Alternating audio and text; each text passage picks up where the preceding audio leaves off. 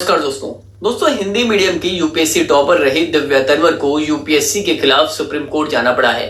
जी हाँ, ये वही दिव्या तन्वर हैं जिन्होंने यूपीएससी की परीक्षा में पहले तो आईपीएस पद पर चयनित हुई थी और इस बार के 2022 के अंतिम परिणाम में उन्हें 105वीं रैंक मिली थी और इस रैंक के साथ उन्हें आईएएस सर्विस मिलना तय था। लेकिन कुछ गलत ही हुआ दिव्या के साथ। दोस्तों मान लेते हैं यदि आप भी यूपीएससी परीक्षा की तैयारी कर रहे हैं और जी तोड़ मेहनत कर रहे हैं और एग्जाम देने के बाद रिजल्ट आने पर आपको अच्छी रैंक के साथ आपका सिलेक्शन भी हो जाए, लेकिन बाद में ये पता चले आपको कि आपके सिलेक्शन को यूपीएससी ने अवैध घोषित कर दिया है, जी हाँ इनवैलिड, तो आपको कैसा लगेगा? जी हाँ, ऐसा ही कुछ हुआ है हिंदी मीडियम की टॉप पर रही दिव्या तन्वर के साथ, जिन्होंने यूपीएससी 2022 के अंतिम परिणाम में 105वीं रैंक लाकर यूपीएससी परीक्षा को टॉप किया था। जी हाँ, हम आपको पूरी खबर विस्तार पूर्वक और साक्ष्य के साथ दिखाने जा रहे हैं कि क्या है पूरा मामला।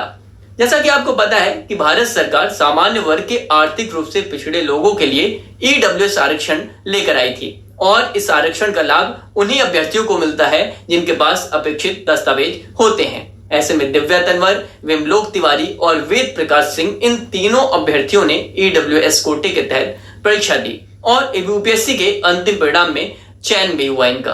लेकिन मामला तब बिगड़ गया जब इन तीनों उम्मीदवारों ने यूपीएससी द्वारा तय समय पर ईडब्ल्यूएस सर्टिफिकेट सबमिट करने में गलतियां कर दी, यानी कुछ ने समय पर ईडब्ल्यूएस सर्टिफिकेट भी सबमिट नहीं किया और ऐसे में संघ लोक सेवा आयोग ने इन उम्मीदवारों की ईडब्ल्यूएस श्रेणी को अवैध घोषित कर दिया। जी हाँ, इनवैलिड घोषित कर दिया।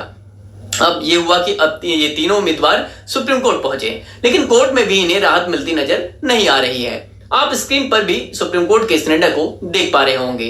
चलिए विस्तार से पूर्वक सुप्रीम कोर्ट में क्या हुआ उससे आपको रूबरू कराते हैं ताकि भविष्य में आप ये गलतियां ना करें।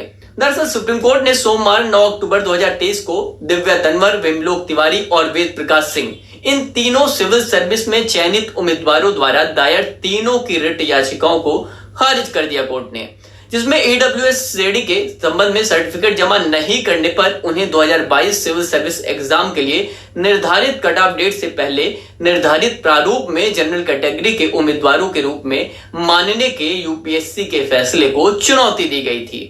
न्यायालय ने माना कि निर्दिष्ट प्रारूप में निर्धारित कट ऑफ डेट से पहले अपेक्षित सर्टिफिकेट जमा नहीं करने के कारण ईडब्ल्यूएस कोटा के लिए उम्मीदवारों के दावे को खारिज करना यूपीएससी द्वारा उचित है, यानी यूपीएससी जो कर रहा है वो वैलिड है, वो मान रहा है कोर्ट। जस्टिस जीके महेश्वरी और जस्टिस केवी विश्वनाथन खंडपीठ ने 5 सितंबर को फैसला सुरक्षित रख लिया था। अब खंडपीठ ने आगे कहा कि सिविल सर्विस एग्जाम रूल 2022 में कानून का बल है और नियमों की संवैधानिकता को बरकरार रखा है। फैसले के ऑपरेटिव हिस्से को पढ़ने वाले जस्टिस विश्वनाथन ने कहा कि सिविल सर्विस एग्जाम 2022 के उद्देश्यों के लिए ईडब्ल्यूएस कैटेगरी के लाभ का दावा करने वाले उम्मीदवार पात्रता तभी प्राप्त करते हैं जब वे कार्यालय ज्ञापन दिनांक 19 जनवरी 2019 में केंद्र सरकार द्वारा निर्धारित मानदंड को पूरा करते हैं और 31 जनवरी 2019 और वर्ष 2020-21 के आधार पर आवश्यक इनकम एंड प्रॉपर्टी सर्टिफिकेट उनके पास हो। इसके अलावा सिविल सर्विस एग्जाम नियमों के अनुसार उम्मीदवारों के पास 22 फरवरी 2022 तक इनकम एंड प्रॉपर्टी सर्टिफिकेट होना चाहिए था। कोई भी उम्मीदवार जिसके पास निर्धारित प्रारूप में इनकम एंड प्रॉपर्टी सर्टिफिकेट नहीं है वह ईडब्ल्यूएस श्रेणी का लाभ का दावा नहीं कर सकता, ऐसा कोर्ट कह रहा है। यूपीएससी जो बातें कह रहा है उसको एग्री कर रहा है। सामान्य रूप से डेफ 1 के चरण में निर्धारित प्रारूप में 22 फरवरी 2022 तक मौजूदा दस्तावेज को निर्धारित तिथि से पहले ऑनलाइन जमा करना था। खंडपीठ ने कहा कि यूपीएससी द्वारा ईडब्ल्यूएस श्रेणी के तहत लाभ का दावा करने वाले उम्मीदवारों की उम्मीदवारी को खारिज करना उचित है। खंडपीठ ने आगे कहा कि दस्तावेजों को अपलोड करने के लिए प्रारूप और कट ऑफ यानी समय सीमा निर्धारित करना यूपीएससी द्वारा उचित है। खंडपीठ यानी कोर्ट पूरे एग्री है यूपीएससी से। वहीं याचिकाकर्ता यानी तंवर ने तर्क दिया कि यह कार्रवाई मनमानी है और संविधान के अनुच्छेद 14, 16 और 21 का उल्लंघन है। इन तीनों दिव्या तन्वर ने प्रस्तुत किया कि उन्हें शुरू में ईडब्ल्यूएस उम्मीदवार के रूप में वर्गीकृत किया गया था जिन्होंने ईडब्ल्यूएस कट ऑफ अंक से ऊपर अंक प्राप्त किए। हालांकि मई 2023 में परिणाम घोषित होने के बाद यूपीएससी ने बिना कोई कारण बताए इन उम्मीदवारों की श्रेणी को सामान्य में बदल दिया, यानी कि ईडब्ल्यूएस से सामान्य कर दिया। अब उन्होंने तर्क दिया कि यह बदलाव संविधान के अनुच्छेद 14 और 21 का मनमाना भेदभावपूर्ण उल्लंघन है। दिव्या तन्वर की ओर से यह कहा गया। दिव्या तंवर और अन्य ने दावा किया कि उन्होंने वित्तीय वर्ष 2020-21 के लिए आवश्यक इनकम एंड प्रॉपर्टी सर्टिफिकेट प्रतिवादी यानी यूपीएससी के दिशा निर्देश के अनुसार 22 फरवरी 2022 को निर्धारित समय सीमा के भीतर सबमिट कर दिया था। ये तंवर कह रही है। मामले में तब मोड़ आया जब 30 जनवरी 2023 को यूपीएससी ने दिव्या तंवर और अन्य 2 उम्मीदवारों को सूचित किया कि उनके ईडब्ल्यूएस सर्टिफिकेट में वर्ष 2021-22 का गलत उल्लेख है। उन्हें इंटरव्यू के दौरान सही वित्तीय वर्ष 2020-21 का मूल सर्टिफिकेट जमा करने की सलाह दी गई, यानी कि यूपीएससी इन्होंने कहा सबमिट करो। अब इसके बाद सक्षम प्राधिकारी द्वारा स्पष्टीकरण जारी किया गया, जिसमें सर्टिफिकेट में लिपिकीय त्रुटि को स्वीकार करते हुए पुष्टि की गई कि इसमें वित्तीय वर्ष 2020-21 के रूप में पढ़ा जाना चाहिए। अब इन उम्मीदवारों ने इंटरव्यू के दौरान इस स्पष्टीकरण के साथ अपने सर्टिफिकेट प्रस्तुत किए, लेकिन बाद में अंतिम परिणाम में उनका चयन नहीं किया गया। प्रस्तुत तो किए, सबमिट किया, लेकिन बाद में इसका सिलेक्शन नहीं हुआ। अभी पिछली सुनवाई में यूपीएससी का प्रतिनिधित्व कर रहे वकील जो नरेश कौशिक ने ईडब्ल्यूएस अधिसूचना का हवाला देते हुए कहा कि सर्टिफिकेट प्रस्तुत करने पर ही लाभ उठाया जा सकता है। दूसरी ओर इन उम्मीदवारों का प्रतिनिधित्व कर रहे वकील के परमेश्वर ने तर्क दिया कि 2019 के कार्यालय ज्ञापन में स्पष्ट रूप से यह नहीं कहा गया कि सर्टिफिकेट का होना आवश्यक है। उन्होंने तर्क दिया, मतलब इनके वकीलों ने तर्क दिया कि सर्टिफिकेट के बजाय उनकी आर्थिक स्थिति आरक्षण का आधार होनी चाहिए। जस्टिस जेके महेश्वरी ने तर्क पर सवाल उठाते हुए कहा, इनके जो वकील ने तर्क दिया उस पर कोर्ट में जस्टिस ने सवाल उठाया, कहा जब आपके आवेदन करते हुए आपको यह सबूत दिखाना होगा कि ईडब्ल्यूएस आप ईडब्ल्यूएस कैटेगरी से आते हैं। फिर दिव्या और अन्य उम्मीदवारों के एडवोकेट परमेश्वर ने इस पर जोर देकर इसको गलत बताया और कहा कि उत्पादन नियम या प्रमाण निर्देशिका और अनिवार्य नहीं है। उन्होंने चिंता व्यक्त करते हुए कहा, इनके वकील ने दिव्या के, कि यदि स्थिति और प्रमाण को समान माना जाता है तो यह उम्मीदवारों के साथ गंभीर अन्याय होगा।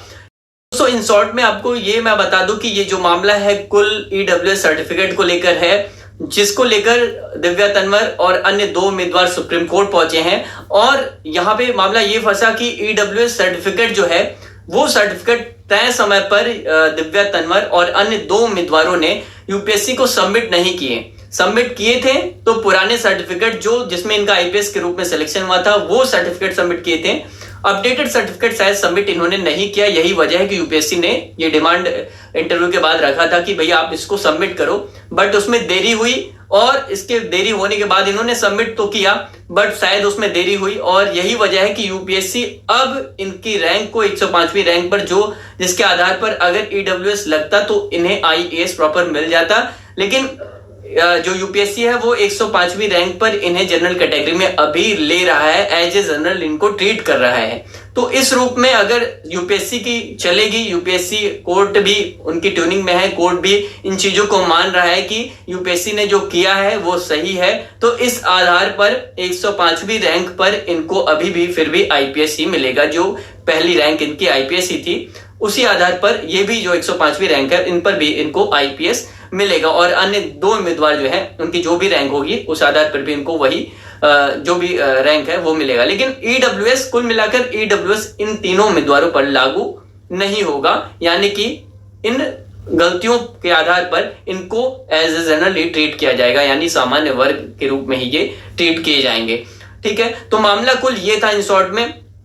वीडियो कैसी लगी आप जरूर बताएं, कमेंट सेक्शन में ये जरूर बताएं कि जो इस तरह की गलतियां हैं, देखिए किसी से भी हो सकती हैं, क्या दिव्या के साथ या फिर अन्य 2 उम्मीदवार जो हैं उनके साथ सही किया जा रहा है, यूपीएससी सही कर रहा है या फिर गलत है। अगर कोई आर्थिक रूप से पिछड़ा है तो उसे प्लीज, मुझे लगता है कि आपको यूपीएससी को भी इन चीजों को मानना चाहिए। और किसी का सर्टिफिकेट अगर कुछ भी होता है, देरी होती है, किसी भी प्रकार की चीजें होती हैं, तो उसमें थोड़ी सी मतलब मुझे लगता है कि कोर्ट को भी इन चीजों को समझना चाहिए।